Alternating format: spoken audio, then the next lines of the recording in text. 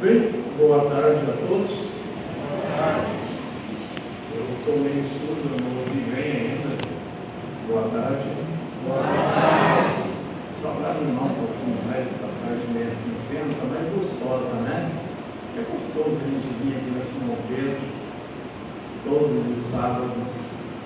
Aqueles que estão fazendo tempo que não vinham, que sejam bem-vindos, que estão aqui nos visitando, que possam ver mais vezes aqui junto com a gente. E isso é normal nesse momento, muitos vão tirando férias, vão ficando em casa, e por opção a gente vai ficando bem todos os sábados. Lógico, vai ter algum momento que também vamos falar um pouquinho, mas aqui é o nosso lugar de conforto espiritual, de paz, de harmonia. Essa harmonia que fica no ambiente, que não é seletiva, é para todos nós, essas energias que vai chegando devagarinho, onde nós vamos sintonizando com o alto, ela vai nos aquecendo a nossa alma, vai nos dando a condição de nós nos sentirmos sempre um pouco mais à vontade e assimilarmos a mensagem. E nós falávamos, recordando momentos que passamos nessa casa, momentos que já vai fazendo para os seus 68 anos, né? E tantas coisas que foram acontecendo, e vem uma coisa, outra, vem pandemia, enquanto nós resistimos aqui para não fechar, colocamos fita nas cadeiras, deixando distanciamento para que nós tivéssemos condições de abrir termômetro medindo temperatura para ver se ninguém estava febre, álcool, máscara, e passamos. Estamos aqui. Alguns pela necessidade, por um momento de cada um, passaram, ficaram no meio do caminho, mas isso é normal, cada um tem a sua prova, tem o seu momento. E este é o nosso momento de vir assistir uma palestra na KPSP e beber essa fonte divina de harmonia e paz. Já que estamos em paz, vamos orar com Deus. Nós agradecemos pela oportunidade que nos dá. Agradecemos a presença dos amigos espirituais que estão aqui junto de nós, trazendo as energias, nos iluminando, dando a condição de ouvirmos mais uma vez a mensagem do Evangelho. Assim, Senhor, que possamos levar daqui as bênçãos de luz e paz. E com a tua permissão, declaramos aberto. Antes de nós começarmos a ouvir o Lucas, que vai fazer uma partezinha do Evangelho, qual é o capítulo de Lucas? Capítulo 21. Nós vamos reafirmar um trabalho que deu origem a Simão Pedro, que é a evangelização. Há muito tempo atrás, nós fizemos o que nós chamamos de programa de divulgação dos 100 dias pré-evangelização. Aqui nós temos uma história, né? Aqui, eu sou o mais velhinho aqui, né? Já comecei lá na evangelização também, não tinha ainda 4 anos. Depois tem outros aqui que a gente vê que começaram aqui, tem o Paulo Dias, que também começou criança. O pai do Lucas, que esteve aqui jovem, e depois formou a família, teve o Lucas se criou também, né? E passou pela evangelização.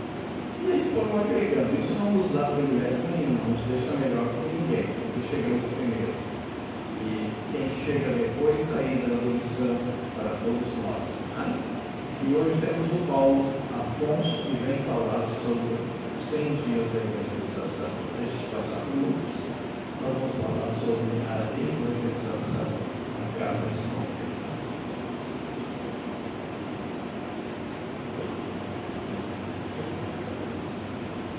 Boa tarde a todos. Boa noite. Meu nome é Paulo Afonso, sou evangelizador aqui na SESC da Juventude. E o convite que a gente tem para fazer para vocês é bem simples, bem rápido. Fazer o convite para cuidar nossas crianças, seus jovens para a nossa evangelização. Porque a gente entende a responsabilidade que assumimos perante a espiritualidade, perante Cristo, perante Deus. É um momento que a gente aceita ser pai, ser mãe, ser tutor, ser responsável por uma criança. Jovem. E essa responsabilidade muitas vezes vai muito além daquilo que a gente consegue imaginar. Se fizeste os filhos que te filho. Essa frase é muito importante a gente refletir, porque a gente vai ver essa pergunta para chegar no plano espiritual.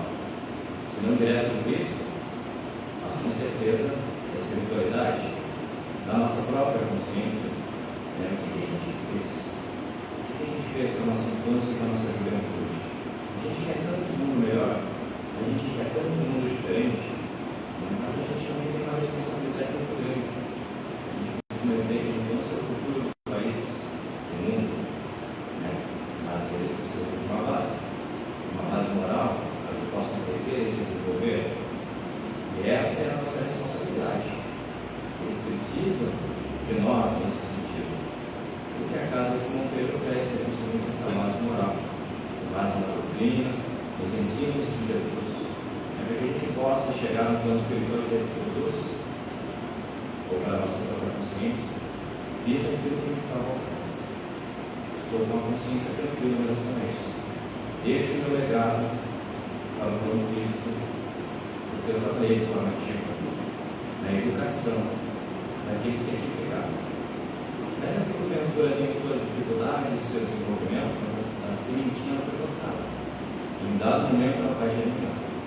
Vocês nessa congregação na próxima. A gente já colhe aqui uns bons frutos. A gente consegue visualizar aqui, hoje, alguns jovens do trabalho que estavam junto conosco. Por exemplo, no último domingo, que a gente fez o trabalho com as famílias. A infância também se fez presente na atividade. A gente tem o nosso irmão Lucas hoje que vai trazer uma palestra para nós. Ou seja, a gente vai perceber que, de fato, colhemos já nessa encarnação os bons frutos da lavoura que a gente fez logo no começo, logo na infância. Então esse é o nosso convite. Porque a gente reflete um pouco, se a gente quer de fato um mundo melhor, façamos a nossa parte. Pregamos lá as nossas crianças, os nossos jovens, quem mais estiver no nosso entorno, que a gente tem a oportunidade de trazer, de fazer o nosso trabalho de caridade também, esse não seja filho. Mas tem a oportunidade de trazê-lo, os pais ou os tutores anônimos para essa possibilidade, que a gente se prontifique a trazer-los. Todos os sábados, a partir das 16 horas, às 17h30, eles passam pela evangelização. Estamos aqui aguardando todos os braços abertos. Nesse mesmo dia e horário acontece o encontro do DAFA, o encontro da família, o departamento da família. Ou seja, o pai não precisa só trazer a sua criança, o seu jovem. Ele aproveita a sua oportunidade para também conhecer um pouco mais a doutrina, para poder debater com essa criança que você joga em casa, aquilo que ela tem. Isso é importante. Estar a par do que a doutrina ensina. E tem o DAFA justamente nesse mesmo horário que vai nos auxiliar a estreitar cada vez mais esses laços em relação não só à criança, ao jovem, mas também com a doutrina, com os nossos familiares. É muito importante. Então, hoje, que eu anotei aqui. Então, hoje faltam 78 dias na nossa campanha de 100 dias, ou seja, no dia 14 do 3, 14 de março, iniciam as nossas atividades. Tá? Desde já fica aqui o nosso convite. A gente vai estar aqui rotineiramente todo sábado, até o dia 7 de março, ou seja, no sábado que antecede a evangelização, incomodando, convidando, reforçando o convite, porque a gente entende que é algo muito importante. E a gente conta, assim, com a colaboração de vocês, porque acredito que vocês, assim como nós todos, queremos um mundo melhor, e a gente tem que fazer essa parte. Bom, muito obrigado. Muito bem, então, foi feito o chamamento sobre a evangelização, e que a gente tem sempre aqui como sendo uma das partes principais da Casa de São Pedro, esse trabalho com as crianças, colocando a sementinha necessária para a permanência, para o desenvolvimento da própria casa. Muito bem, então, vamos ouvir a mensagem do nosso Lucas para a sua noite. Boa noite a todos. Hoje nós vamos tratar sobre o capítulo 21 do Evangelho. Haverá falsos cristos e falsos profetas. Esse capítulo é bastante interessante porque ele nos dá dois pontos. O primeiro ponto é a questão histórica dos profetas, daqueles mensageiros de Deus, mensageiros da espiritualidade. E aqui Kardec faz uma codificação muito interessante, onde ele faz uma análise, como que eu posso confiar num tal profeta? Se alguém vem até aqui e nos fala que ele é um mensageiro de Deus, como é que eu sei que de fato ele é um mensageiro de Deus ou ele é uma fraude? Kardec faz uma análise nesse capítulo. E ele também faz uma análise bastante interessante, o segundo ponto, é o primeiro item desse capítulo, onde ele nos fala assim: reconhece a árvore pelo fruto. Esse é o ponto, assim, a gente pode colocar como fundamental da doutrina. Como é que a gente pode se reconhecer como uma árvore boa ou uma árvore ruim? Como é que a gente pode se autoanalisar se a gente está levando uma vida correta, uma vida de Deus, ou uma vida de ilusão, uma vida falsa? Através desse primeiro item, os nossos amigos espirituais, através de Kardec, nos traz um parecer completo da gente se reconhecer. Porque aqui nesse ponto, ele fala bastante sobre a questão da valorização da nossa existência. O quanto eu estou valorizando a minha existência hoje? O quanto que eu estou colocando frutos positivos na minha caminhada? O quanto que eu estou colocando frutos negativos? E esse ponto, a gente fazendo uma análise no mundo atual, ele é o mais importante de todos. Porque o que a gente consegue analisar hoje em dia é uma grande desvalorização da existência. Os indivíduos totalmente desvalorizando as oportunidades que têm, a sua vida, a vida do próximo, a vida do coletivo. E aí isso pode gerar uma certa ambiguidade, porque o Espiritismo fala com clareza: o planeta está evoluindo, a gente vai evoluindo, a progressão ela é contínua e ela está acontecendo. Mas como que o planeta está evoluindo se há uma grande desvalorização da vida que a gente está percebendo? A gente consegue ver que é uma desvalorização muito maior do que há 50 anos atrás, do que há 100 anos atrás. Como é que isso é possível ocorrer? Quando a gente fala sobre evolução do planeta, evolução da sociedade em geral, muitas vezes as pessoas têm ideia que na evolução tudo evolui junto e ao mesmo tempo. E não é exatamente assim que ocorre. Quando a gente faz uma análise, tem determinados pontos da humanidade que evoluem, há determinados pontos que ficam estacionados, e há outros pontos que retrocedem, piora. Mas se a gente analisar o amplo aspecto da sociedade, ela de fato está evoluindo, mas não ao mesmo tempo, nem tudo ao mesmo tempo. A gente consegue fazer uma análise na nossa sociedade atual. A gente consegue ver, por exemplo, que a humanidade atualmente evoluiu muito no aspecto do cuidar do ambiente, do meio ambiente, muito mais do que há 100 anos atrás. A sociedade atual cuida muito mais na questão dos animais, cuida muito mais na questão dos direitos sociais, a um nível que nunca antes a gente viu esse aumento pelo interesse pelos direitos sociais. Mas também, olhando para um outro ponto, há outras questões que a gente piorou, não só estacionou, como piorou. Um ponto que a gente pode trazer, por exemplo, a nossa fé, a nossa conexão com Deus. Se a gente comparar a nossa geração atual com a geração dos nossos avós, a gente vai ver que eles antigamente tinham uma confiança em Deus muito mais efervescente, muito mais apegada do que nos dias atuais. Um outro ponto que piorou, e o principal, a questão do apego material. Nós hoje estamos extremamente apegados às questões materiais.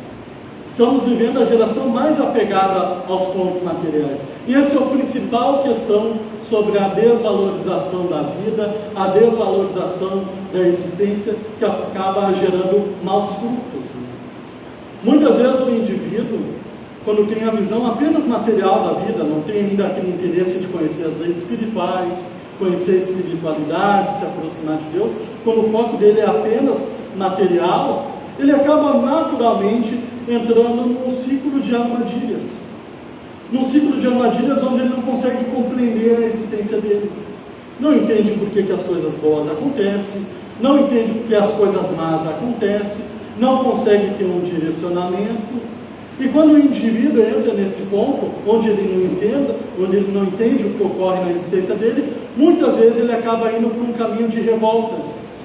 Fica revoltado com Deus, revoltado com a espiritualidade, e aí ele chega numa lógica: eu vou fazer tudo aquilo que eu quiser.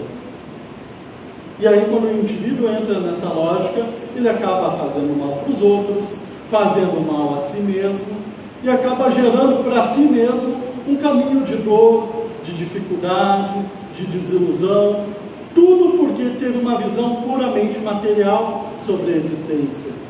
Então, os nossos amigos espirituais, logo no início do capítulo, ele nos fala assim: tenha uma visão espiritual, tenha uma visão mais ampla sobre a existência, que a gente não começou aqui e nem terminaremos aqui, para que justamente a gente comece a plantar bons frutos e que todos nós possamos ser boas árvores. Tem uma passagem do Evangelho que fala bem sobre esse ponto, lá em Mateus, onde está uma reunião entre os apóstolos, e o Cristo chega até eles e fala assim: eu tive fome e vocês não me deram comer, eu tive sede e vocês não me deram de beber, eu fui preso e ninguém foi me visitar, estava desnudo e ninguém foi me vestir. E os apóstolos não entenderam nada. Tanto que um apóstolo falou: mas quando que isso aconteceu, mestre? Quando que tu teve fome e a gente não deu algo para comer? Quando que tu teve sede e a gente não deu algo para beber? Quando que tu foi preso e a gente não foi te visitar? E aí o Cristo falou: quando vocês não fazem isso com o próximo, é como se a mim tivesse feito. O Cristo nos toca um ponto assim extremamente fundamental nos dias de hoje.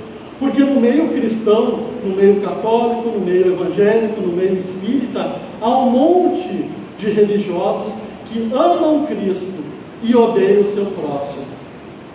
Amam a figura do Cristo, consideram que Cristo de fato é o nosso modelo, é o nosso guia, mas quando o relaciona com o próximo, odeia o próximo. E o Cristo nos deixa claro que isso é impossível.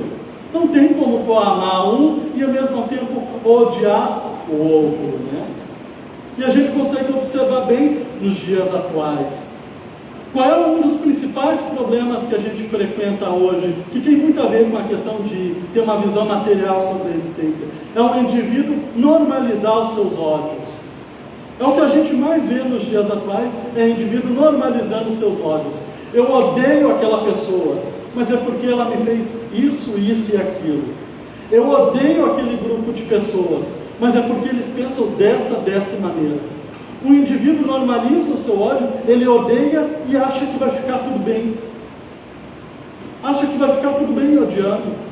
E algo que a gente pode afirmar com toda certeza é que não vai ficar tudo bem se um indivíduo odeia o próximo. Por que não vai ficar tudo bem? Não vai ficar tudo bem por um motivo muito simples. Deus é amor. Deus é compaixão. Deus é perdão, é misericórdia, é caridade. Não existe nenhum aspecto da existência onde eu odeio o meu próximo e eu fico em paz. Onde eu tenho uma vida totalmente egoísta e eu vou ter tranquilidade na minha caminhada espiritual. Simplesmente não vai acontecer isso. É por isso que os amigos espirituais, desde o início, estão nos dando aquele incentivo para a gente praticar o amor, para a gente principalmente parar de odiar e parar de normalizar os nossos ódios. Porque logo no início da codificação espírita, logo no primeiro livro, no Livro dos Espíritos, o Kardec já coloca em xeque, em relação aos mentores espirituais, sobre qual é a nossa função aqui. Por que eu estou aqui? Por que todos nós estamos encarnados? Tanto que a questão 132 do Livro dos Espíritos é justamente isso. Qual é a finalidade da encarnação? E os amigos espirituais nos falam: A encarnação, ela serve para a evolução. Para alguns é uma prova, para outros uma expiação, mas todos estão em condição de vencê-las. Então, qual é o principal motivo de todos nós estarmos encarnados? Evoluirmos, a gente se melhorar. E essa questão, ela tem uma profundidade maior, porque qual é que era a lógica de Kardec ao fazer essa questão? Era, ok, a gente tem que evoluir aqui, mas por que eu tenho que estar no mundo material? Por que eu tenho que ter um corpo físico? Eu não podia estar simplesmente na dimensão espiritual e viver o resto da eternidade só na dimensão espiritual? Por que eu tenho que vir com o corpo físico para cá? E aí ele nos complementa, dizendo que a gente encarna aqui, a gente tem um corpo físico, estamos no mundo físico, justamente para solidificar o que a gente aprendeu na dimensão espiritual. Então, no mundo espiritual, aprendemos e evoluímos muito, mas para solidificar aquilo que a gente aprendeu, a gente precisa encarnar. A gente tem que ter esse véu do esquecimento do que ocorreu na dimensão espiritual, e aí a gente traz e solidifica o que a gente aprendeu. Já na questão 166, ele continua com a pergunta: qual a finalidade da reencarnação?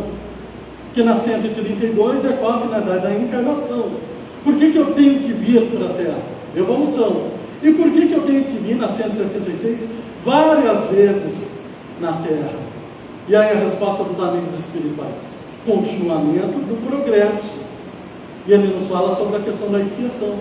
E aí ele segue a mesma lógica. Se a gente vem uma vez para cá para evoluir, a gente vem várias e várias vezes para continuar essa evolução.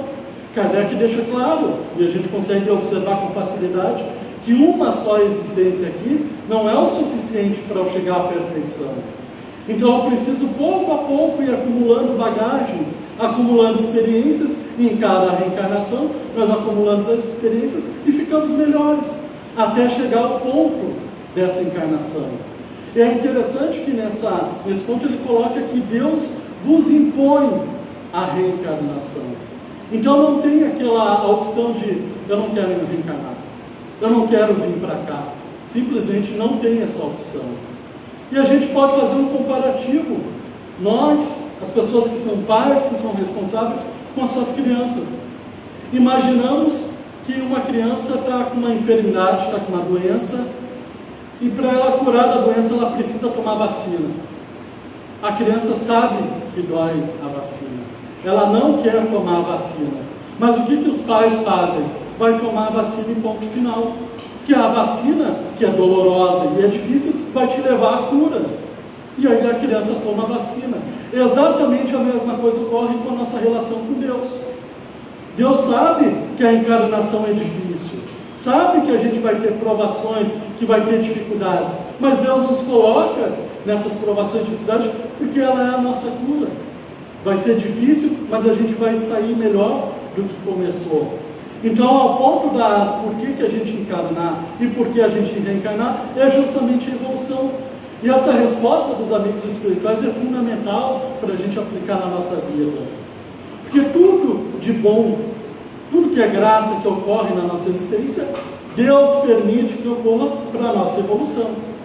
Tudo de ruim, tudo de ruim que a gente considera ruim, todas as dificuldades, todos os sofrimentos que Deus permite que ocorra na nossa existência, também para a nossa evolução.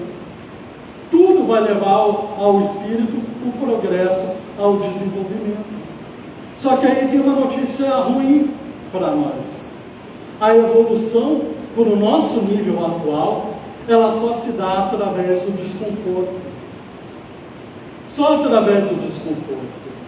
Não tem como eu, ao ser um espírito de luz, um espírito avançado, alcançar a felicidade sentado no sofá, vendo TV, não fazendo nada de útil em prol.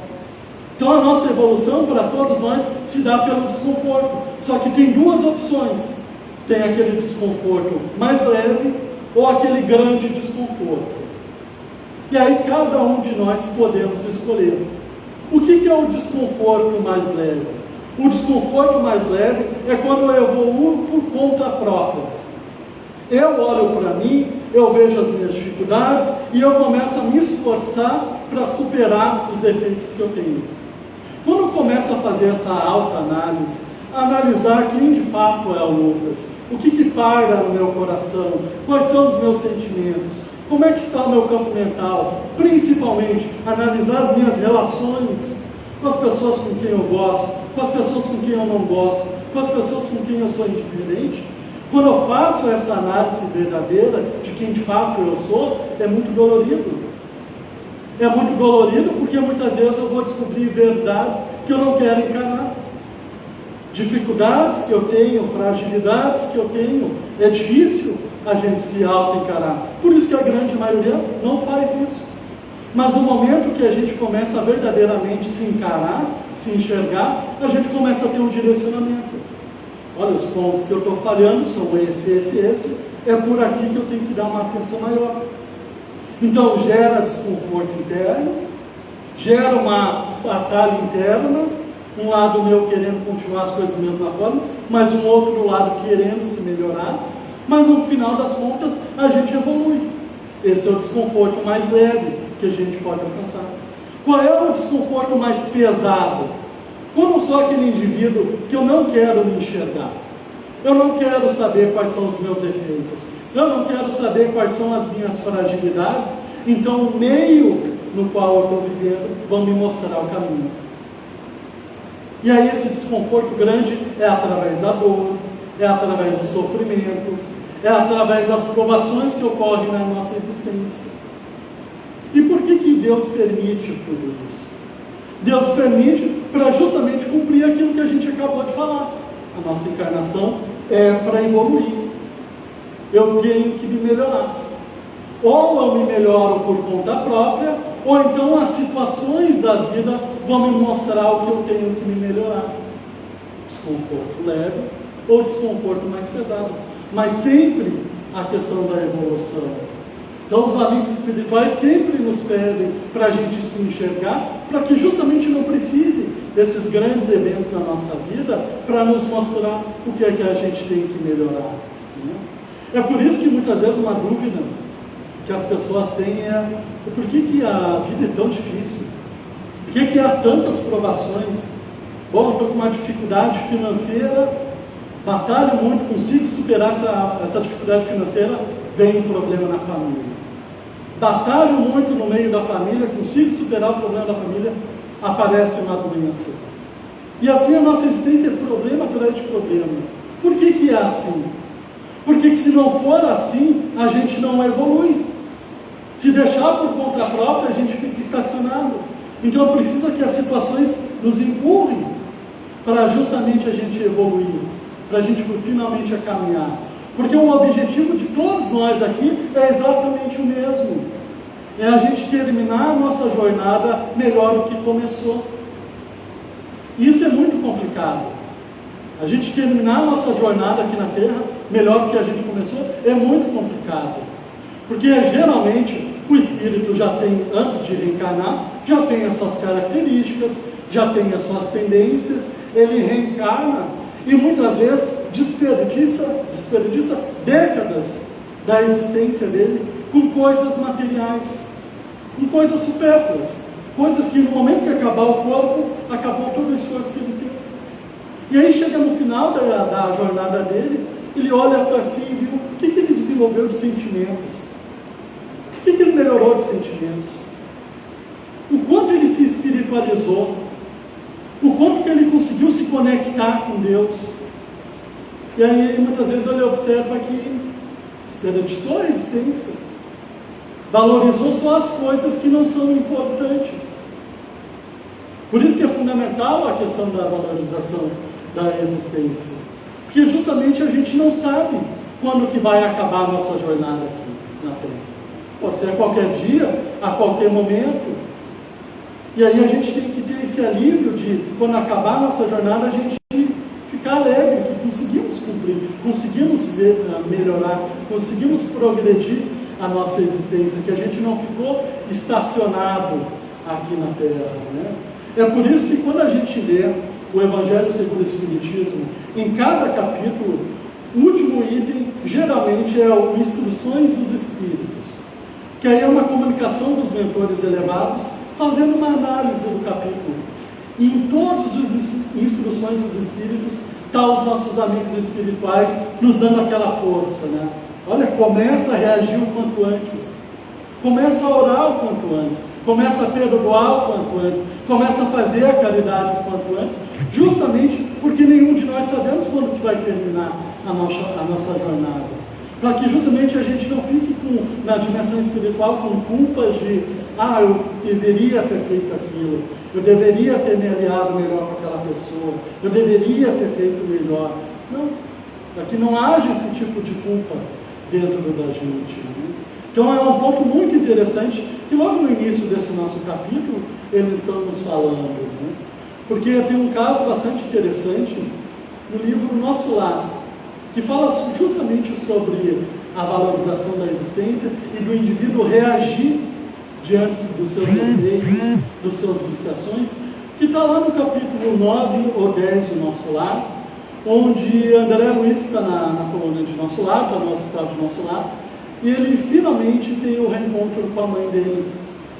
Eles se reencontram, e aí eles vão conversando, vão tirando a saudade, e aí o André Luiz pergunta para a mãe: onde é que está o pai?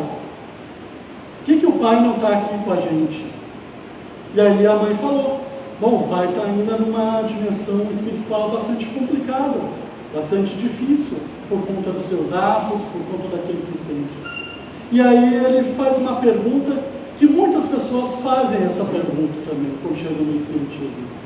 André Luiz pergunta exatamente assim para a mãe dele: por que a gente simplesmente não tira ele daquela dimensão? Tira ele, tira daquela situação e coloca no nosso lar, que é um ambiente bom, um ambiente com pessoas boas, ele vai aprender coisas boas. Por que a gente não tira todo mundo que está no umbral e coloca num local melhor? E o que a mãe de André Luiz fala? Que todo dia, depois da desencarnação do pai, ela ajuda ele, ela auxilia ele. Só que ela não pode colocar dentro dele o desejo do bem. Ele tem que querer se melhorar para conseguir ajuda. Então esse é um ponto interessante, é uma das notícias assim, mais difíceis que os amigos espirituais nos dão, é que ninguém vai tomar a decisão por nós. Ninguém vai colocar a pílula do bem dentro de mim. Os amigos espirituais vão ajudar, mas eu preciso fazer a minha parte. E a gente pode dar um exemplo aqui no nosso exato momento. Imaginamos que pegamos uma pessoa que é assassina, vamos dar um exemplo bem extremo. Tiramos a força ela da casa dela e colocamos aqui para ouvir a palestra. Ela vai estar num local bom, com pessoas que querem o bem, ela vai estar ouvindo coisas boas, mas se ela não desejar se melhorar, não desejar o bem, ela vai olhar para tudo isso, vai achar uma grande bobagem e vai continuar a vida que ela estava vivendo. É a mesma coisa em relação aos espíritos. A gente tem toda a ajuda, mas a gente precisa fazer aquilo que é nosso. A gente precisa aceitar a ajuda dos bons amigos, né? Porque a gente fala bastante sobre a questão da lei de causa e efeito, que aquilo que eu faço de positivo acaba gerando consequências positivas. Aquilo que eu faço de mal gera consequências negativas na nossa caminhada. E aqui não é o olho por olho, e sim que as coisas têm uma lógica de ocorrer. Né? A forma como eu estou conduzindo vai gerar efeitos lá na frente. E olha como a pedagogia divina é interessante. Muitas vezes a pessoa tem a ideia que quando ela ora para Deus, quando ela pede para Deus algo, Deus vai instantaneamente resolver o problema dela. Porque os nossos amigos espirituais, Jesus, eles têm o poder de resolver qualquer problema nosso de maneira muito instantânea, seja lá qual for o problema que a gente está passando. Só que essa não é a pedagogia divina. A pedagogia divina é a gente se melhorar, evoluir. Então, ao invés de Deus atender os meus caprichos, atender os meus pedidos, Ele nos dá a oportunidade de fazer o bem, porque fazendo bem eu consigo ter consequências boas. E aí ocorrem as duas coisas ao mesmo tempo. Eu consigo aquilo que eu quero e eu começo a incorporar dentro do meu coração que fazendo bem eu recebo bem. Então, muitas vezes, o que ocorre? Há um monte de pessoas pedindo coisas para Deus. Cura meu corpo, cura a obsessão que eu tenho, cura as dificuldades sentimentais, emocionais que eu tenho. E o que Deus está fazendo? Está dando remédio. Qual é o remédio? A oportunidade de fazer o bem. Deus está emitindo o remédio para nós. E aí é só observar na nossa casa. Na nossa casa a gente tem dezenas de oportunidades de fazer o bem. No nosso trabalho no cotidiano, no dia a dia, na sociedade. E aí quando a gente tem essa visão material, a gente olha para o problema e fala, dei azar de aparecer esse problema aqui. Por que Deus está me fazendo isso? Estou pedindo coisa boa e Deus está me dando isso. Está desperdiçando remédio. Deus está dando na tua mão remédio para a tua cura e muitas vezes a gente está botando fora. Então quando a gente começa a ter essa visão espiritualizada da existência, sobre a oportunidade de fazer, plantar bons frutos, é justamente o que muda o nosso padrão mental, o nosso padrão de sentimentos, a nossa relação com o próximo, porque não há azar nenhum para os problemas, para os enfrentamentos que a gente tem. Há um planejamento sério para que a gente encara isso, para justamente a gente desenvolver virtudes que ainda não tem e a gente conseguir se harmonizar a nossa caminhada, melhorar a nossa trajetória espiritual como um todo. E lá no final do capítulo, quando fala sobre a instrução dos espíritos, os amigos espirituais nos dão um parecer todo sobre como que eu consigo plantar bons frutos, e eles nos dão duas dicas rápidas de como que a gente tem que conseguir se conectar com Deus, como que a gente pode de fato ser boas árvores. E a primeira coisa que ele nos fala, de maneira bastante seguida, é a questão da oração. É fundamental todos nós orarmos, porque a oração ela serve justamente para nos fazer conectar com o mais alto. Como a gente fala seguido no tratamento espiritual, a oração é como se fosse um banho, uma lavagem no nosso campo mental. Da mesma forma que se eu escovar os dentes hoje e ficar uma semana sem escovar os dentes, os meus dentes vão ficar sujos. Se eu tomar banho hoje e não ficar uma semana sem tomar banho, eu vou ficar sujo. Se eu orar só hoje e passar a semana toda sem orar, o que vai acontecer com o meu campo mental? Vai ficar sujo. Então tem que ser, essa lavagem, essa limpeza tem que ser contínua, todo dia. Por isso que a gente sempre fala para a questão de criar o hábito da oração, forçar. Eu vou orar quando eu acordar, durante o almoço e antes de dormir, estabelecer horários pré-fixados, para justamente a gente criar esse hábito da oração. E a oração tem 3 benefícios que a gente pode colocar: físico, espiritual e moral. Como é que a oração fisicamente pode me ajudar? Equilibrando o meu estado psíquico. Quem de nós, num dia difícil, onde tudo está complicado, tira 2 minutos para fazer uma oração? Parece que de maneira mágica eu começo a me acalmar um pouco, começo a me equilibrar e as coisas começam a ficar mais tranquilas. Porque justamente os fluidos acabam nos ajudando a reequilibrar. Além do mais, no capítulo 19, A Fé Transporta a Montanha, os amigos espirituais nos falam que através da oração a gente pode conseguir curas físicas para enfermidades que a gente está trazendo. Então a oração fisicamente nos ajuda muito. Como é que a oração pode me ajudar espiritualmente? Elevando o nosso padrão vibratório. Como todos nós sabemos, nós temos um corpo espiritual e esse corpo espiritual está radiando vibrações, energias. E todos nós estaremos conectados com espíritos que têm o mesmo padrão vibratório que eu, que exala o mesmo fluido que eu, uma questão pura de sincronia. Então, no momento que eu estou orando, que eu estou mentalizando Deus, que eu estou mentalizando coisas boas, de maneira instantânea, meu campo mental, meus sentimentos, meus fluidos, meu padrão vibratório se elevam. E se elevando, eu começo a me conectar com seres do mesmo nível, seres mais altos.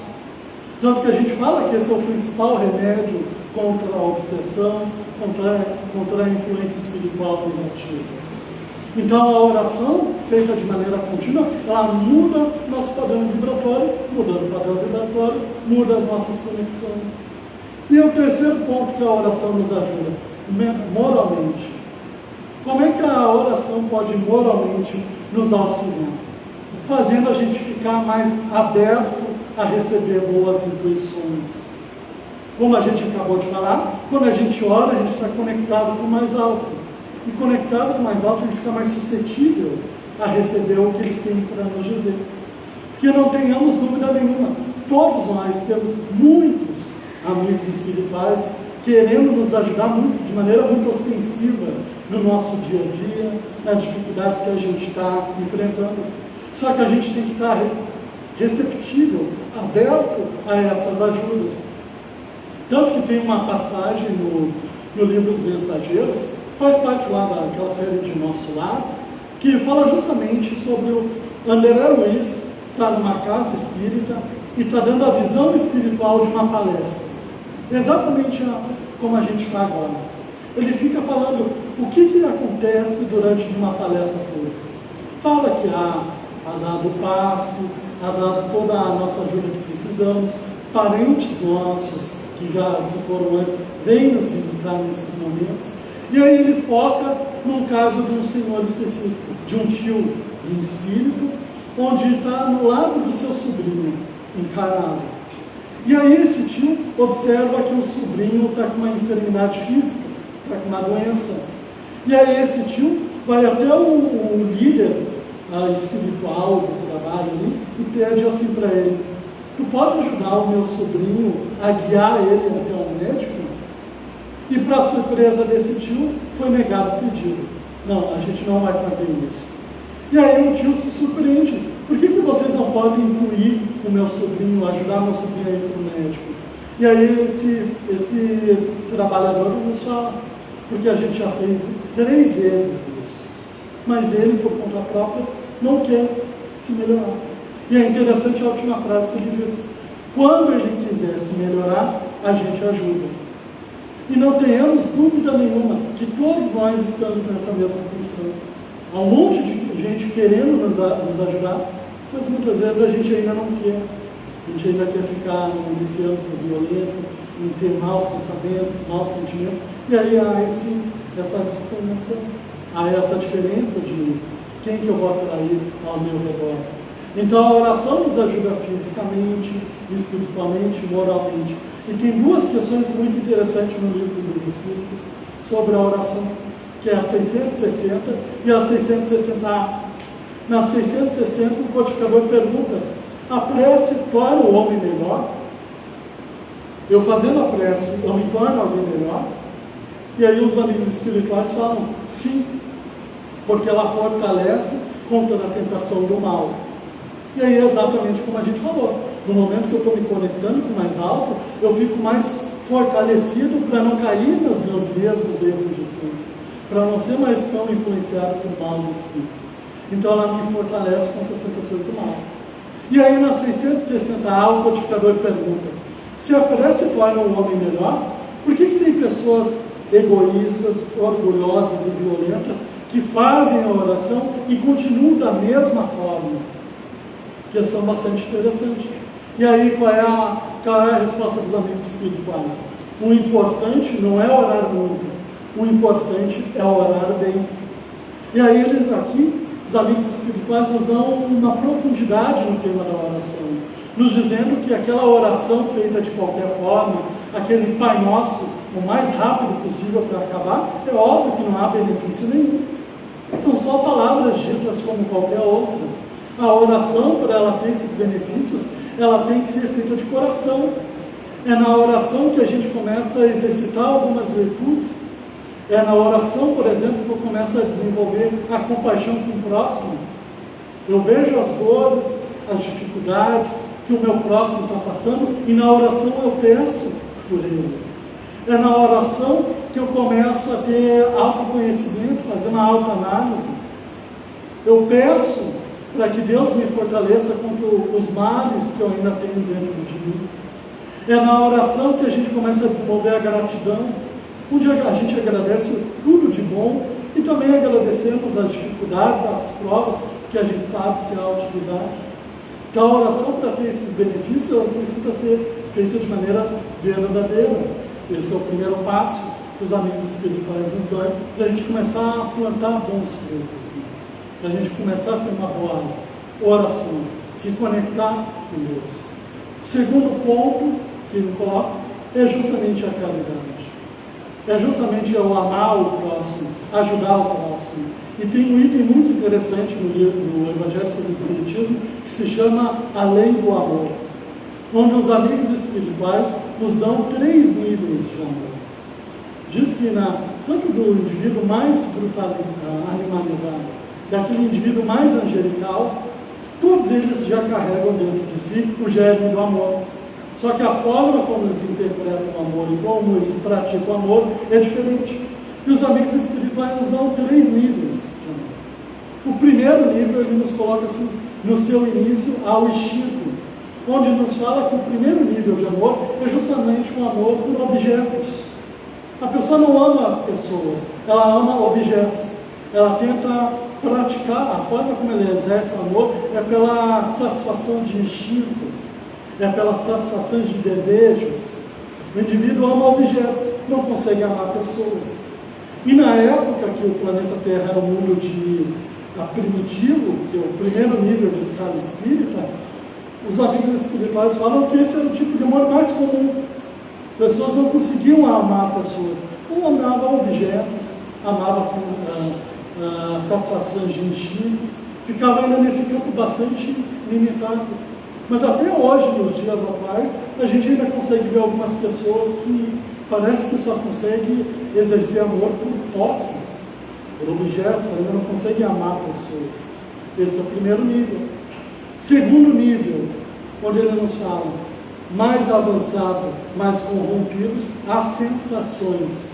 O segundo nível de amor é justamente as pessoas que conseguem já amar pessoas, só que só conseguem amar pessoas parecidas com elas.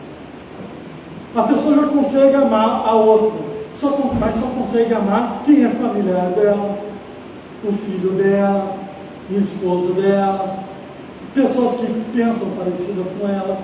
Aquele que é diferente, aquele que é outro, ela não consegue amar. E por que os amigos espirituais colocam que é mais avançados, mais corrompidos?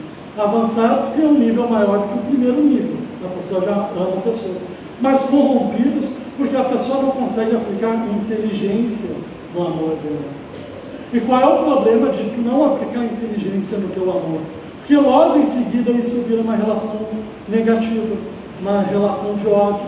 E a gente consegue dar alguns exemplos aqui na Terra de maneira bem fácil. Uma relação de um casal.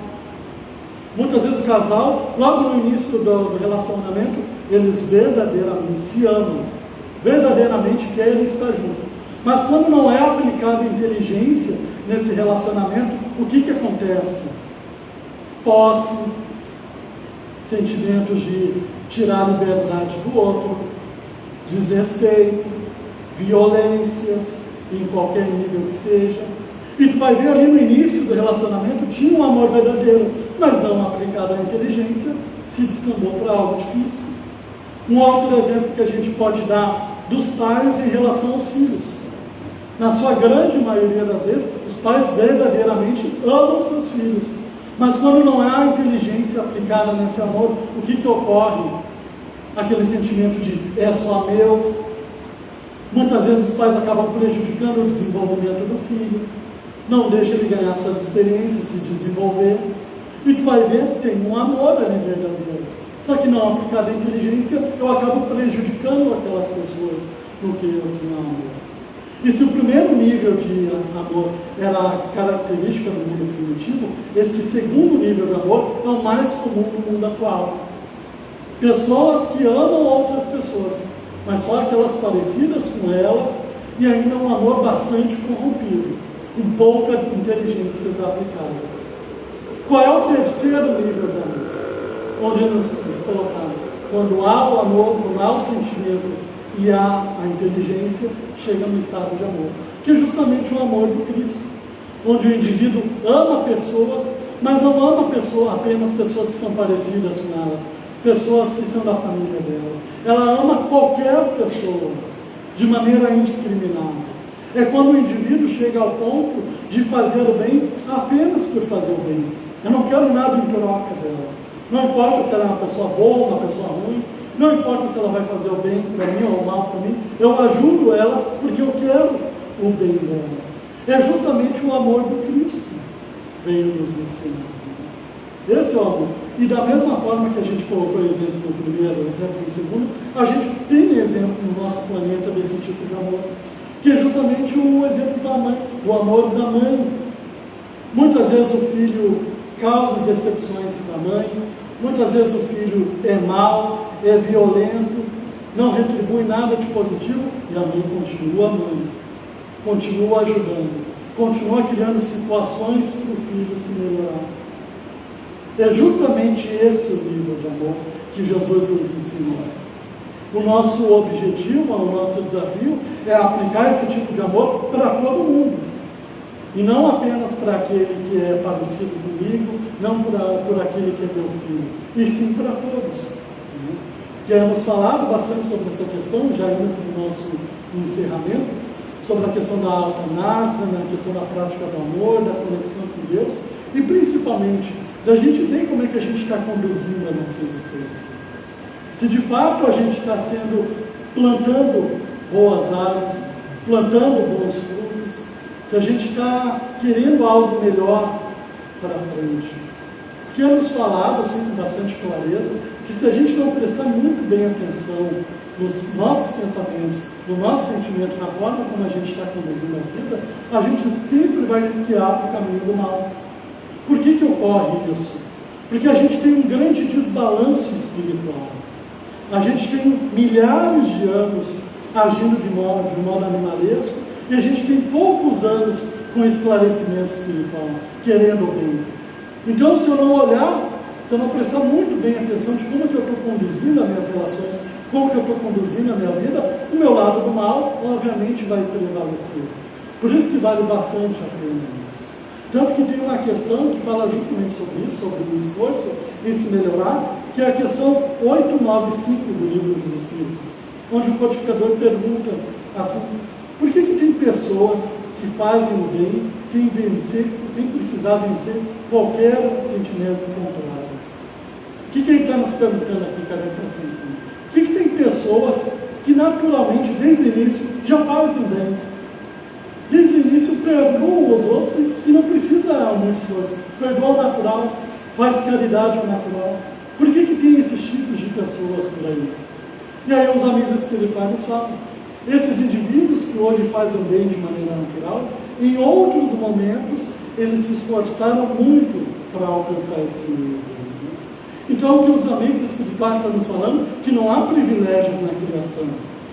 Não há indivíduos que foram abençoados por Deus de maneira mais privilegiada. Todos nós fomos criados exatamente iguais. Então, todos nós precisamos se esforçar bastante para chegar ao bem de maneira natural. Tanto que Emmanuel nos fala a seguir isso. Se acaso a gente ainda não tem no nosso coração aquele grande sentimento de amor ao próximo, que a gente se esforça para fazer o bem. Porque se esforçando no início, depois fica natural, fica tranquilo.